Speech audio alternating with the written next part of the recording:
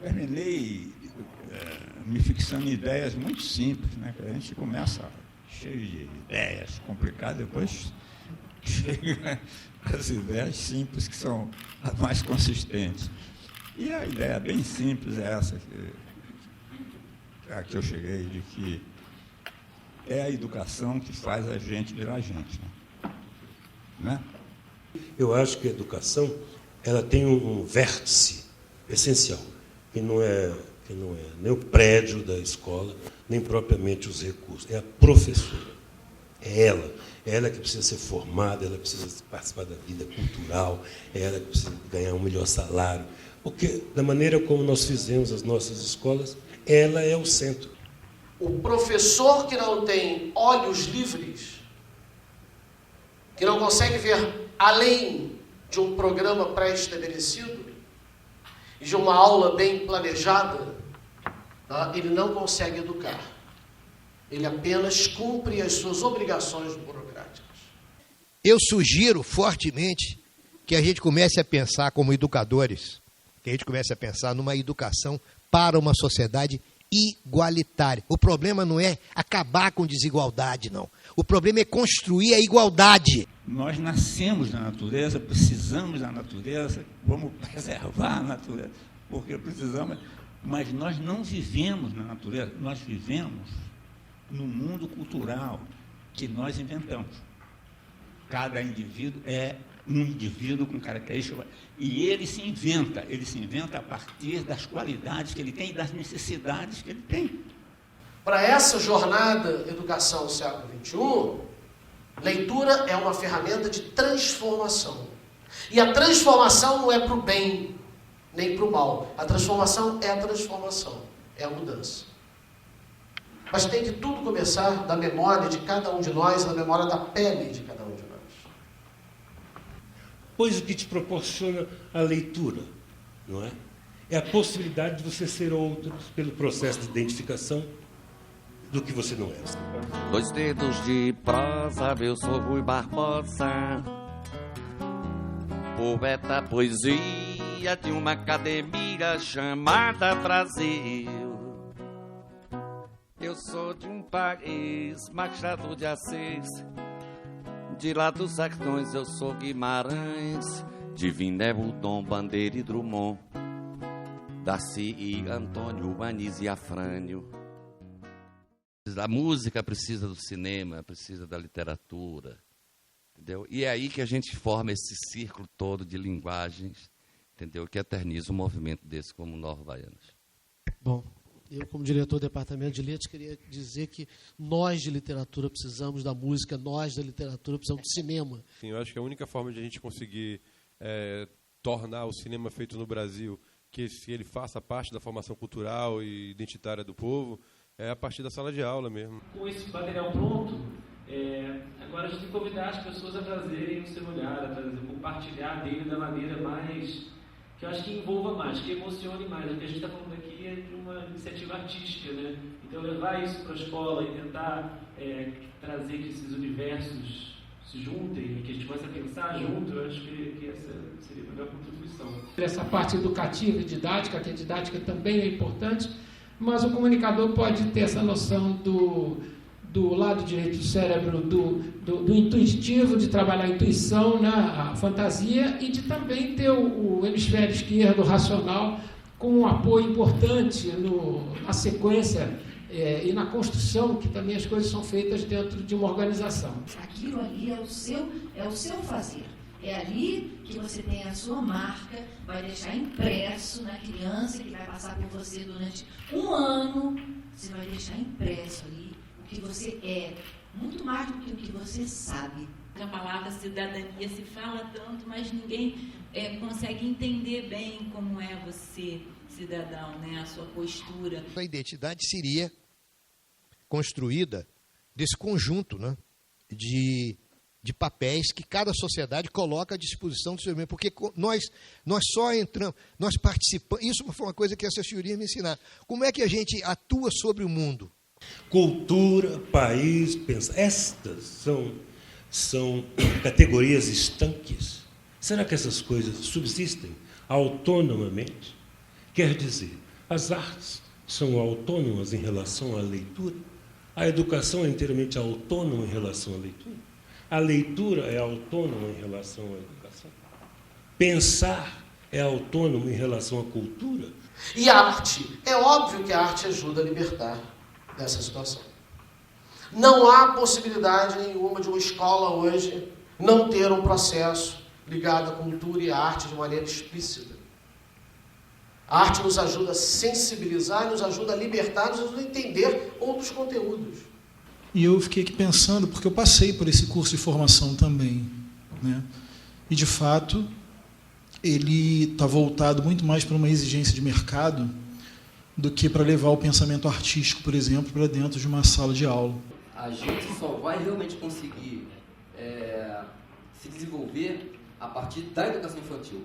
Agora, acho lamentável aqui, exatamente nós, eu digo nós para não ficar dizendo, ficarmos reféns exatamente das pessoas que não conseguem abrir mão deste comodismo. De que forma a intelectualidade que foi formada naquele momento histórico que você falou pode influenciar os donos do poder?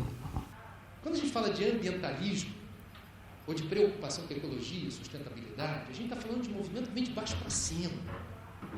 Um movimento subversivo, ele subverte. Ele diz assim, está com inveja da China? Vai ver o que o chinês está respirando. Vai ver o que tem de água doce limpa na China. Faz uma... E óbvio que não é possível. Faz uma pesquisa de opinião, como se fosse possível fazer isso na China, perguntando para o chinês, você é feliz? Está tudo bem aí?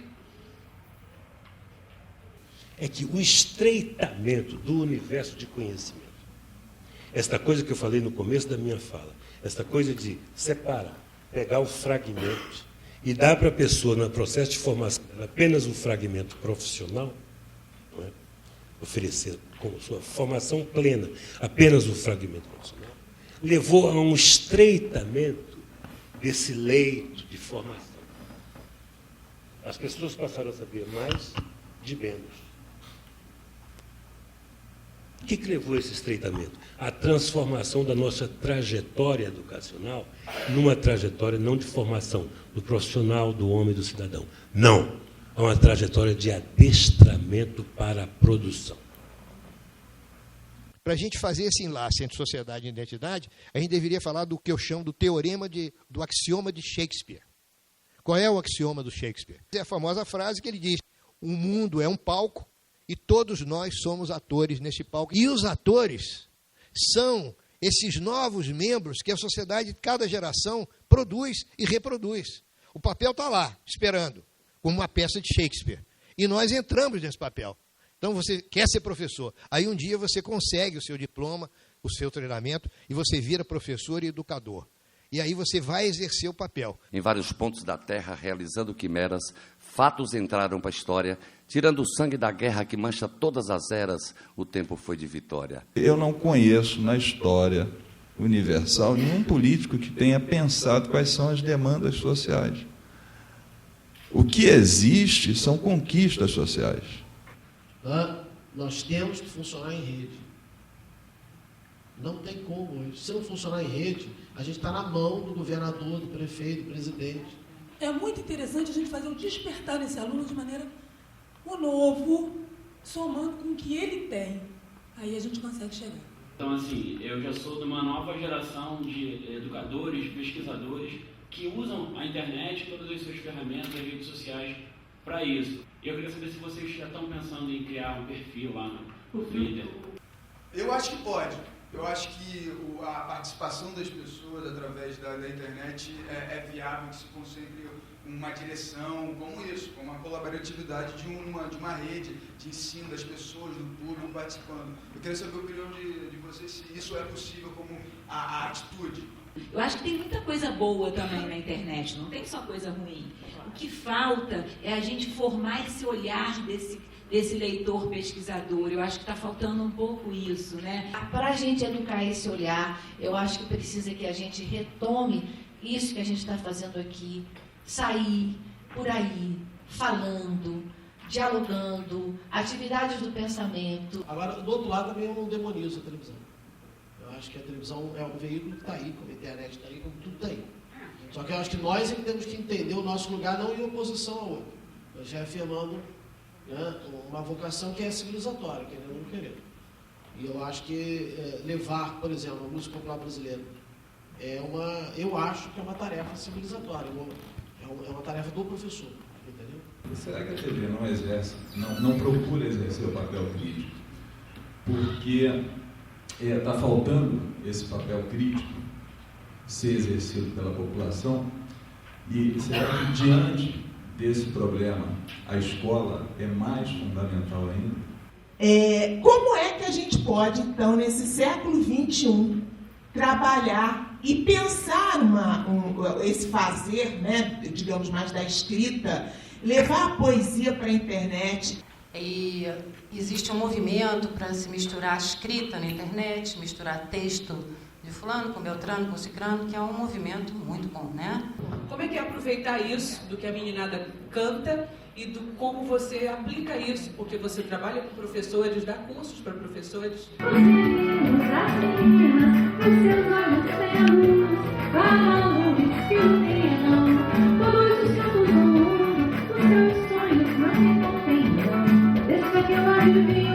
São segredos enfeitando as curvas do meu caminho, os meninos, as meninas, os meninos, as meninas. E sabemos que a educação faz parte da construção de um país cidadão. A educação faz parte desse cidadão. Observamos claramente que há um crescimento econômico na nação e que algumas profissões já estão escassas no mercado. Também é uma coisa que nós percebemos. É possível acreditar numa democracia sólida, em uma economia de ponta, como o Brasil se propõe? Você às vezes esbarra com a instituição escola, que nem sempre acata esse trabalho diferente, esse trabalho que abre um novo pensamento para crianças. Para começar, que a gente está no século XXI, mas a gente não quitou o século XIX. As questões nossas ainda são do século XIX, não são do século XX, não. São do século XIX. Quer dizer, a gente ainda tem, utopicamente, um projeto de educação sentimental e de formação. Com essas ideias de que esses tipos de problemas que vocês estão apresentando para mim poderiam ter solução definitiva, que é a coisa provavelmente mais perigosa, definitivamente mais perigosa em relação aos problemas sociais. Você ter soluções definitivas. Você não ter soluções que sejam maleáveis, você não ter programas que possam ser modificados ao longo, não é, da sua execução. Gnu é um mamífero de sangue quente que, me parece, foi criado por Deus para servir de comida para um bando de carnívoro na África. Para leão, para leoa, para hiena, para um monte de bicho. Eles existem aos milhões nas estepes africanas.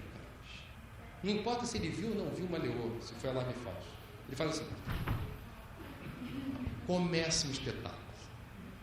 Milhões de bichos correndo para um lado. Eles não pensam por que eles estão correndo nem para onde, eles correm. Nós somos gnus. A gente está fazendo o que alguém já disse para fazer e você nem sabe direito o que você está fazendo. Quando a gente articula as artes com a leitura, com a cultura, com o pensamento, com o país, com o presente, o passado e o futuro, nós vamos começar a compreender do que estamos falando, onde estamos, por que falamos disso e o que significa tudo isso. Eu me antecipei dizendo que isso significa vida. Cada poema que se escreve, cada música que é composta, que é criada, faz a vida mais bela. Por isso que eu digo, a arte existe porque a vida é pouca. Então quer mais, o homem quer mais beleza, quer mais emoção, quer mais, e inventa. Não tem a finalidade que tem a ciência. A arte não tem a finalidade que tem a ciência. É outra finalidade. A arte é indispensável. Se ao menos nós soubéssemos para quê. Braguinha morreu há 2 anos atrás. Ele tem um baú com 400 músicas inéditas. Eu conheço a minha família Ferreira Braga, que era dona dessa gava inteira. Vão fazer uma arrumação naquela garagem, vão jogar aquele baú de porcaria no lixo. E assim foi muita coisa de Silvio Romero. E assim vai, alguns carinhosos, algumas lauras. E eu estou adorando ver o Moraes intelectual, no bom sentido, né? Aquele que... Mas isso é importantíssimo, já que o tema é memória e identidade. Quer dizer, as culturas se formam pelos seus registros também. E eu acho que isso torna a gente independente intelectualmente também, de certa forma. E é difícil formar um professor que não lê. Eu sinto ainda uma espécie de declínio, na verdade não é de declínio, é de uma falta de estrutura enquanto arte e cultura organizada na cidade. O que está faltando no Brasil é responsabilidade cultural. Alguém tem que ver isso. Por isso que eu falo dessa história do cinema urgente, do cinema possível. Porque eu não vou poder rodar Lula, Filho do Brasil, nunca na minha vida, entendeu? Esse Lula custou 17 milhões de reais. Meu filme passou no outro dia lá em Brasília, custou 350 mil. Então, assim, dava para fazer quantos filmes? Eu acho que cinema não pode ser mensurado assim apenas, mas eu acho que isso oportuniza mais para os outros lugares, entendeu? Porque, sem dúvida alguma, a sua vida vai se enriquecer se você ler mais. Seja poesia, seja conto, seja romance, seja ensaio. Se você ler mais, a sua vida vai ficar mais rica. O essencial da vida, as relações de afeto e as emoções da arte, não temos mais tempo para isso. Então nós vivemos para quê? A que se destina a vida humana, afinal? Não é questão da arte, do artista que está perdido, não. O educador também está. E eu acho que não está o momento de... A escola não está desconstruída, não. Infelizmente, a escola está muito construída. O problema é esse, é o oposto. A escola precisa ser desconstruída como tal, porque como tal não funciona. Tem que ter convicções, mas com dúvidas. Quando cheguei, tudo estava virado. Apenas me viro, mas eu mesma viro os olhinhos. Só entro no jogo porque estou mesmo depois de esgotar o tempo gago lamentar. Do lado do desaforo que diz humildade desarrebitado e não levo pra casa. Mas se você vem perto eu vou lá no canto do cisco, no canto duro, a menina dança. Dentro da menina, a menina dança. E se você faz chorar, a menina ainda dança. Dentro da menina, ainda dança. Até o sol raiar. Até o sol raiar, até dentro de você nascer o que há.